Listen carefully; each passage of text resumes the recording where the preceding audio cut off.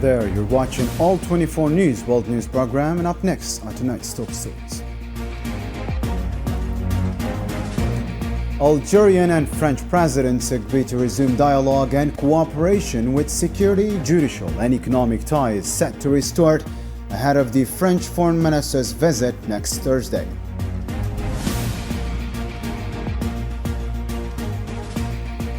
Also coming up, Zionist occupation continues massacres against displaced people in Khan Younis, with calls for an international investigation and widespread condemnation of the paramedic massacre in Rafah.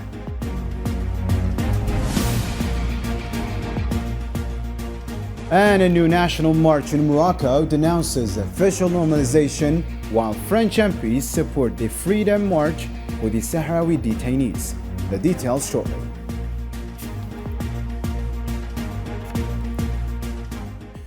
Welcome back to the program. Leading our news program for tonight, President Tebboune and Macron reaffirmed their commitment to reviving dialogue under the 2022 Algiers Declaration and agreed to meet soon. In a phone call, they discussed recent tensions and the state of bilateral ties. The conversation also touched on progress in historical memory efforts, including the Joint Historian Committee, the return of resistance martyrs' remains, and France's acknowledgement of the assassinations of Ali Boumengel and Larbi Ben Mhidi. In a similar note, Presidents Tebboune and Macron agreed to restore equal dialogue between Algeria and France as key partners in Europe and Africa. The Algerian presidency, highlighted the deep ties between both nations, their shared strategic and security interests, and the regional challenges requiring renewed cooperation. Committed to international legitimacy and UN principles, the two leaders pledged to work closely to revitalize bilateral relations and ensure tangible results.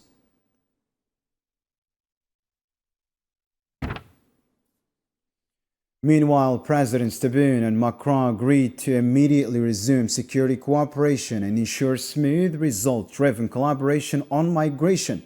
They reaffirmed their commitment to historical reconciliation, praising the progress of the Joint Committee of Historians, which will resume work and meet in France soon.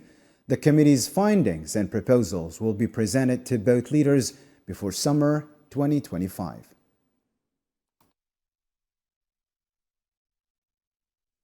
In the same context, Presidents Tebboune and Macron agreed to resume judicial cooperation with the French Justice Minister Gérald Darmanin, set to visit Algeria.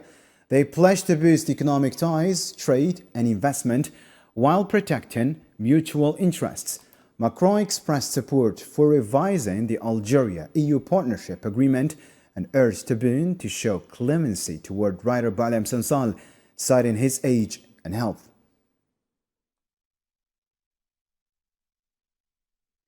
French Foreign Minister Jean-Noël Barrot will visit Algiers next Thursday at the invitation of his Algerian counterpart Ahmed Attaf. The visit aims to advance the ambitious agenda set by both countries' leaders, focusing on defining its framework, implementation, and timeline to achieve concrete results in a balanced and constructive partnership.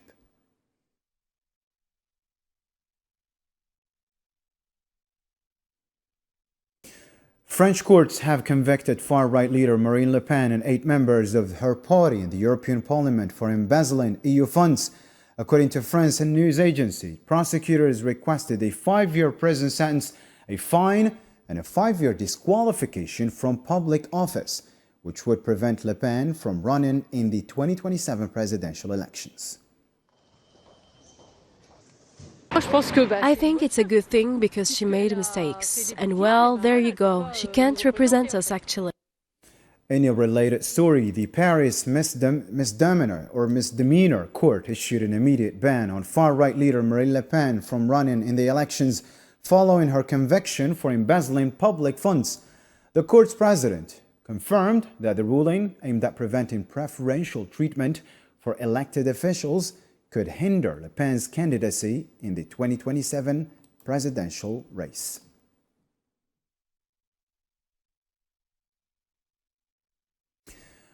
The trial of Marine Le Pen, former French presidential candidate and leader of the National Rally's parliamentary grip, sheds light on the tactics of the French far-right in the European Parliament.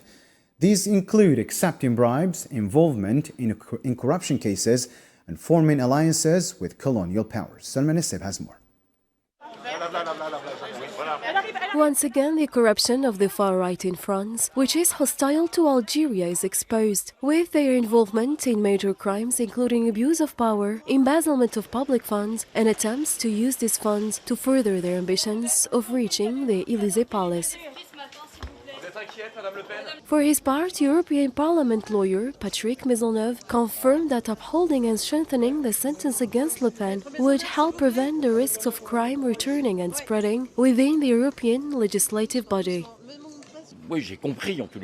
In any case, I understood that the court had signaled out the defense behavior in the hearing. It's something that we saw and noted over the 3 months of hearings, where there was a systematic denial of what had happened during those years. And I have the impression that the court, well, I'm convinced that the court really took this situation into account. This posture, and in a case of denial, saying since you are in a total denial, well, the Paris court, I believe that there is a risk of recidivism, and therefore I'm applying the provisional execution on additional penalty of ineligibility.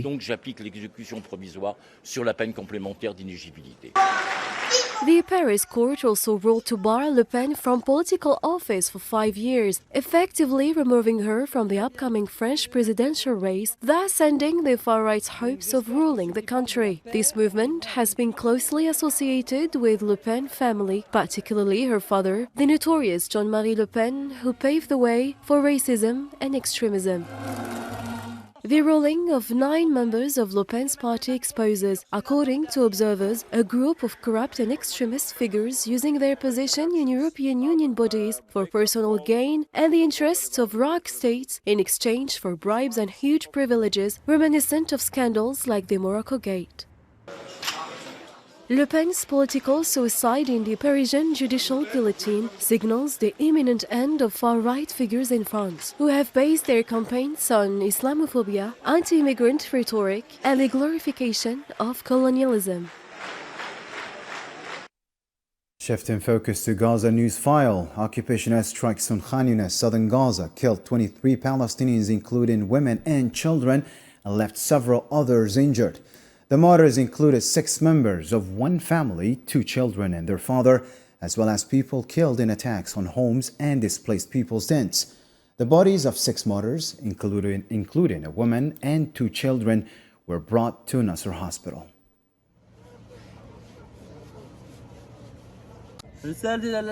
My message to the world: stop this war which is being waged against children before adults. For the sake of these children, stop. We are tired. We are really tired. We have no strength left to lose our children. We have no strength left. Who do we appeal to? Arab countries? They are asleep. Nobody is looking for us and asking about us. We have no one but the Lord of the servants. Another grim toll emerges in this trip. At least 13 people, including children and women, were killed and several others in occupation shelling across northern Gaza Strip. An airstrike hit a house in a Tufah and a vehicle in Gaza City, killing 11 people, including 5 children and 2 women. In central Gaza, 12 were killed and many more were injured, with drone strikes targeting various areas. In southern Gaza, 3 Palestinians were killed and others injured when displaced people in Rafah were shelled.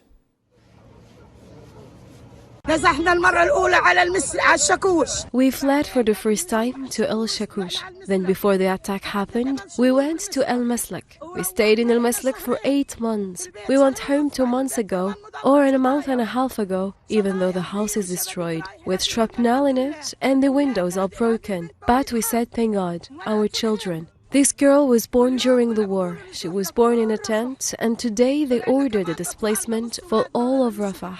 We left with our children. Half of our children worked in front of us, and the other half stayed with us. May God help us. As the situation unfolds, the International Federation of Red Cross and Red Crescent Societies expressed outrage on Sunday after 14 paramedics from the Palestinian Red Crescent and Civil Defense were martyred while on duty in Gaza Strip. The IFRC called the attack the bloodiest since 2017, while the Palestinian Red Crescent described it as a war crime under international law. Nearly 30 Palestinian Red Crescent paramedics and volunteers have been killed since the start of the occupation aggression on the Strip.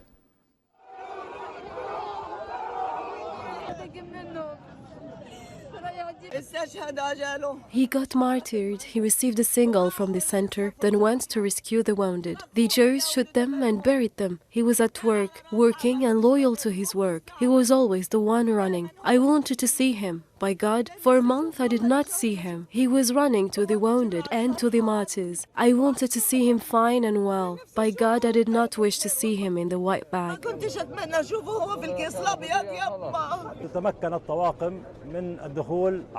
The teams were able to enter through coordination with the international organizations. The Red Cross and the Red Crescent. Our martyrs and young men were recovered by the emergency ambulance teams of the Palestinian Red Crescent Society and our colleagues in the civil defense. They found them in whole, executed. They were killed and buried in whole, next to their destroyed cars.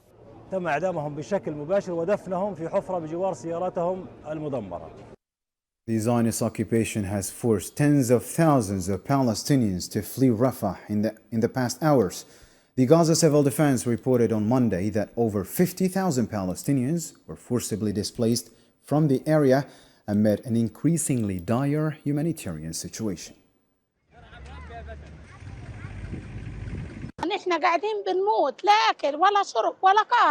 We are dying. There is no food, no drink, no electricity, no medicine. People are being displaced. Where do we go? Do you want Hamas to leave? Leave, for God's sake. We want to live. We just want to live. We're tired. There are lines for bread and lines for charity. On Monday, the Palestinian resistance announced it had targeted a military base and Zionist settlements. The Quds Brigades, a military wing of the Islamic Jihad movement, released footage on Telegram showing rocket attacks on the Hatsarim air base in Be'er Sabah, located in the occupied Negev desert, as well as settlements in the Gaza envelope.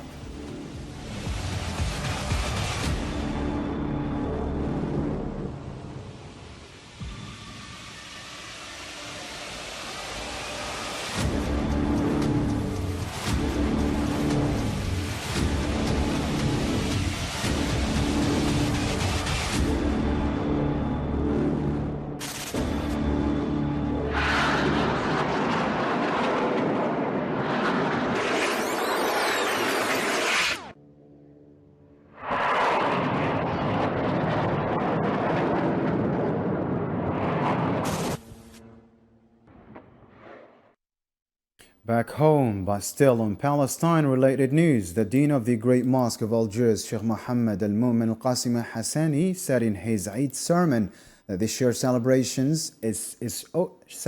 is overshadowed by the suffering of Palestinians, highlighting the genocidal war, starvation, and siege in Gaza and the West Bank.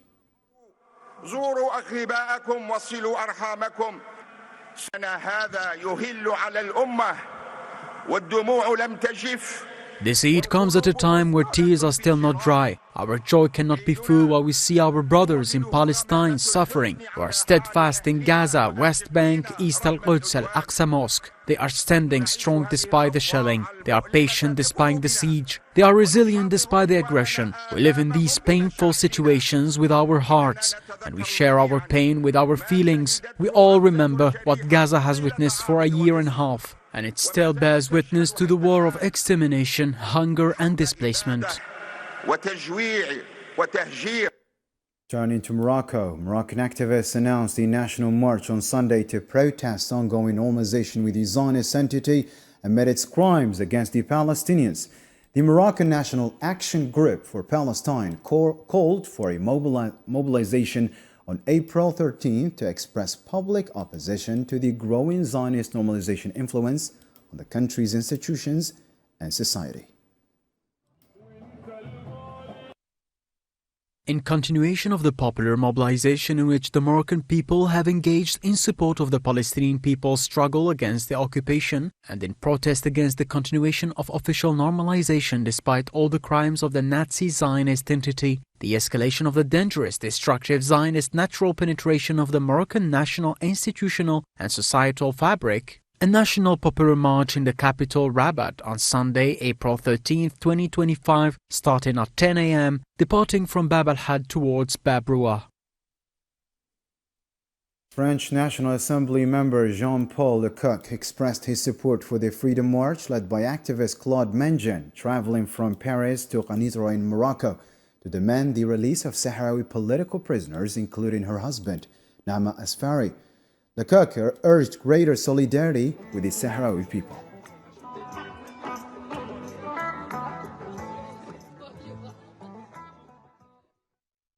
In other news, Algerian President Abdelmadjid Tebboune and Iranian President Masoud Pezeshkian agreed to meet soon in either Tehran or Algiers. This decision followed a phone call in which Pezeshkian congratulated Tebboune and the Algerian people on Eid al-Fitr, wishing continued prosperity for Algeria. Tebboune also extended Eid greetings to Pezeshkian, wishing progress and prosperity for the Iranian people. The two leaders discussed strengthening bilateral relations during the call.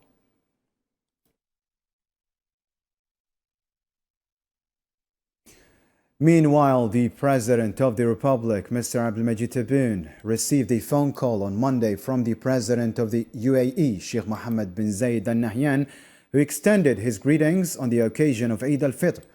For his part, the President of the Republic extended his Eid greetings to the Emirati President, wishing well-being to the brotherly Emirati people. The two presidents also agreed to meet soon.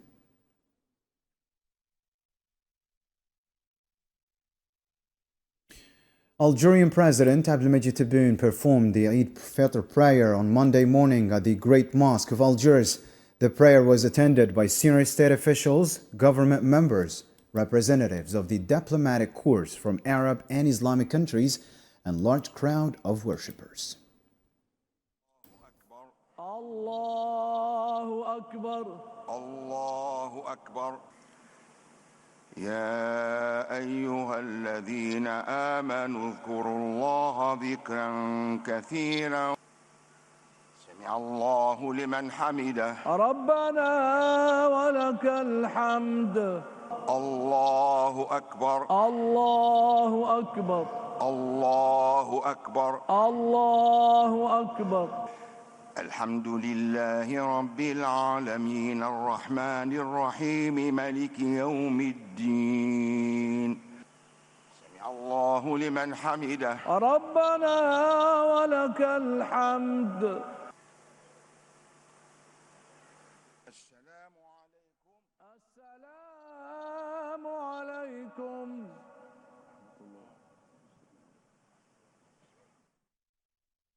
Following the Eid prayer, the Algerian President Abdelmadjid Tebboune received Eid Fitr greetings at the Great Mosque of Algiers in Mohammedia.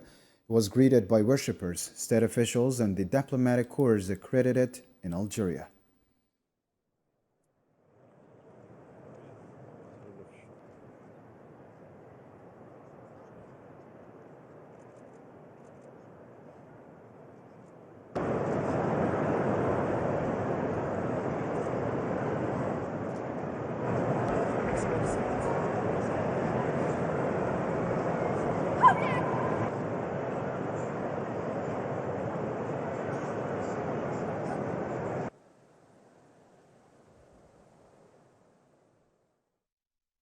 On the occasion, Algerian President Abdelmadjid Tebboune congratulated members of the army, security forces, and health sector workers.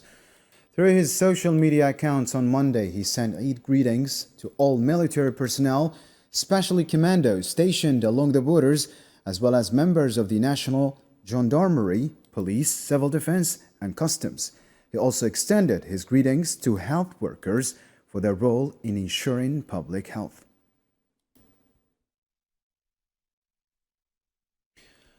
On the first day of Eid al-Fitr, Algerians gathered at mosques at dawn to perform the Eid prayer in an atmosphere of faith and unity. They prayed for God's acceptance and for the occasion to bring goodness and swift relief to the people of Gaza. Yasin Rukti has more. This Monday, the Great Mosque of Algiers, alongside mosques nationwide, became an important gathering point for Algerians who celebrate Eid al-Fitr festival. The faithful, united in devotion, filled the sacred space under the echoes of the takbirs, reflecting the deep spiritual connection of a tradition passed on through generations. Praying at the Great Mosque of Algiers truly reflects the brotherhood and solidarity of the Algerian people. It's a blessing to be part of this community. It's also a chance to wish each other a joyful holiday. Wishing everyone a happy holiday. The ritual was not only a reflection of religious piety, but also a profound celebration of community, as worshippers prayed for the divine blessings of Ramadan. Being here today brings back such a sense of connection with home, and I'm grateful to share this moment with everyone.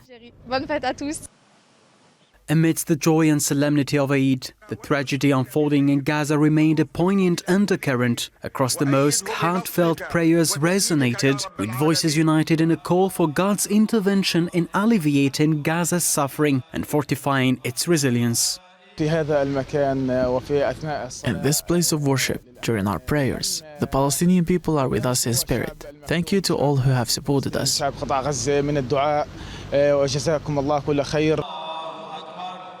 This year's Eid was a reminder that the festival goes beyond celebration. It is a call for unity in both joy and sorrow, reflecting a nation's unshakable strength in the face of adversity.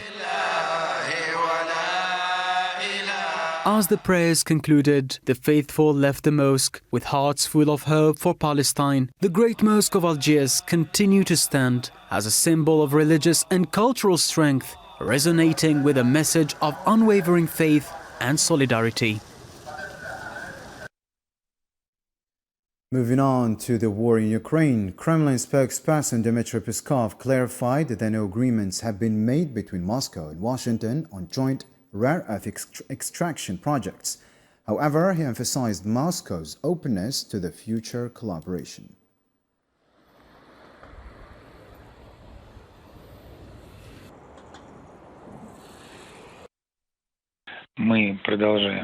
No deals have been signed yet. As you know, the sanctions are still in place. There are restrictions on the American companies. At the same time, some of them are showing interest. There are no specifics here yet, but there is obviously interest. The interest is mutual, because we may be talking about mutual beneficial projects, which is what we are looking for in foreign counterparties. It is only on the initial stage. Before we wrap up, let's catch up on more international news stories in the News in Brief with Sofian Kantouri.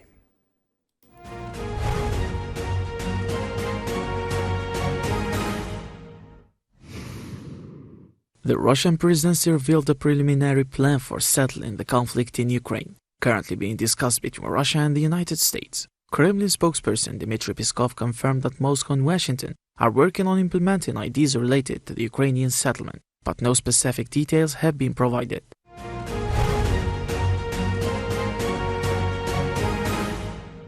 The UN calls on Libyan leaders to work together for peace and stability, drawing inspiration from the spirit of Eid. In her Eid message, UN envoy expressed concern over political deadlock and economic challenges, urging unity and hope across Libya.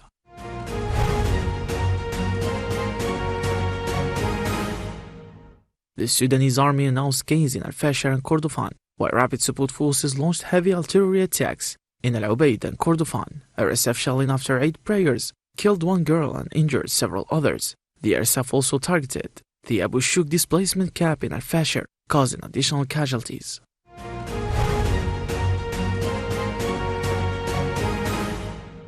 Iranian Supreme Leader Ali Khamenei warned the United States on Monday of a firm response if it launches military strikes against Iran. During his Eid al-Fitr sermon, Khamenei stated that the United States would face a severe and powerful blow if it acted on President Trump's threat to bomb Iran, unless a new nuclear deal is reached with Washington.